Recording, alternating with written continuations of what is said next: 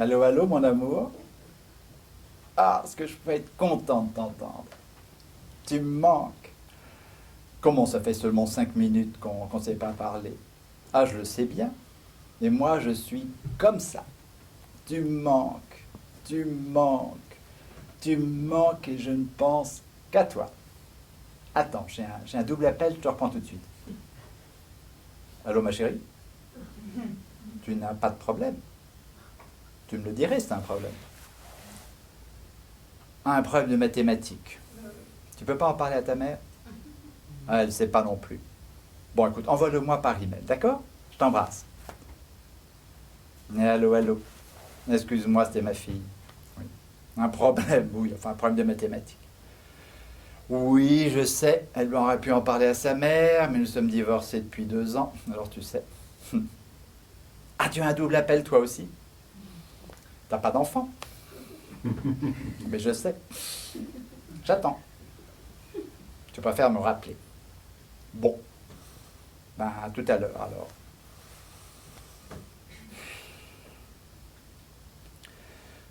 En amour, il ne faut pas se poser trop de questions, sinon on ne s'en sort pas.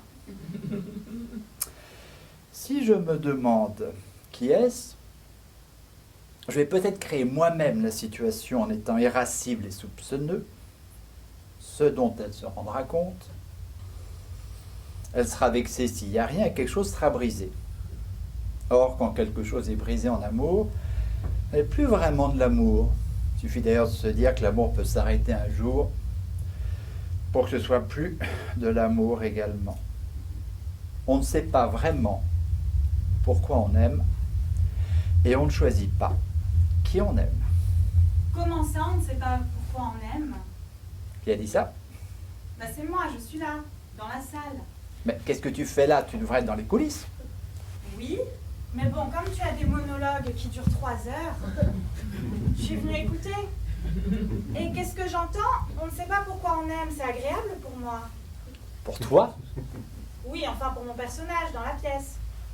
Tu l'as supposé quoi? Je ne suis pas désirable? Je suis mal foutue peut-être? Moi non. Ben alors, qu'est-ce que tu veux dire? Je veux dire que l'on ne sait pas vraiment pourquoi on tombe amoureux et qu'on ne connaît pas forcément la raison et qu'on ne choisit pas forcément la personne idéale. Quelqu'un de trop vieux, par exemple? Oui, c'est l'exemple que j'ai choisi dans la pièce. Mais il y en a tant d'autres. Il y a des personnes que l'on aime pour certaines raisons. Il y a des personnes que l'on aime en dépit de certaines raisons.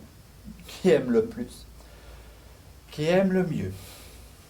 On ne sait pas vraiment pourquoi on aime, mais on sait quand on aime. Ah ça, c'est comme l'amitié, on le sait tout de suite.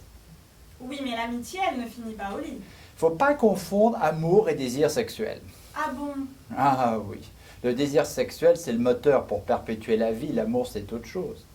D'ailleurs, quand on aime, n'est-on pas irrésistiblement attiré avec cette envie de l'embrasser et non pas de penser à faire justement à quoi tu es en train de penser directement? Ah oui, parce qu'après s'embrasser, on finit par... S'il te plaît. Mais quoi, tu n'y pensais pas peut-être? Elle n'a pas tort. Tu es là aussi? Ben oui. Quoi, c'est gênant quand il y a plus d'acteurs dans la salle que sur scène? L'opinion des autres, ça compte aussi.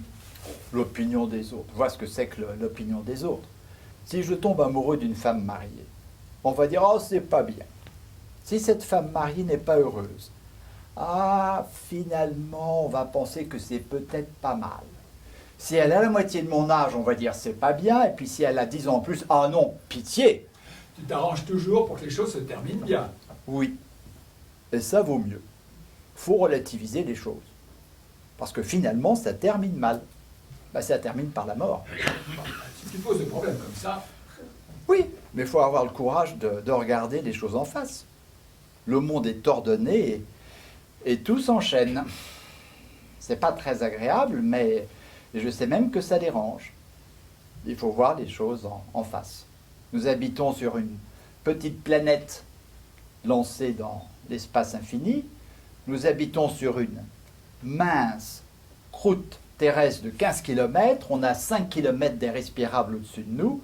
C'est fragile et un peu inquiétant tout ça.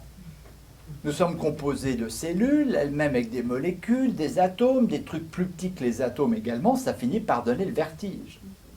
Oui, nous avons un corps, et ce corps vieillit à chaque tour que fait la Terre. Et si nous avons un corps, c'est pour s'en servir. Comme par hasard. Le hasard. Le hasard existe-t-il vraiment? Si on savait tout à l'avance, est-ce que ça rend encore de l'intérêt?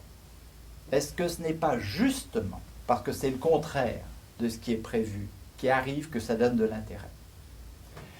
Était-il prévu que nous tombions amoureux, en dépit de notre différence d'âge, dans la pièce? Ben non. C'est pas à toi que je parle. Bah non, pas prévu. Et pourtant c'était fait, mais nous ne le savions pas. On était exaucés d'avance. Et pourquoi on s'assemble alors? Sait-on pourquoi les molécules s'assemblent? Il paraît qu'il y a des atomes positifs et des atomes négatifs et qu'ils s'attirent.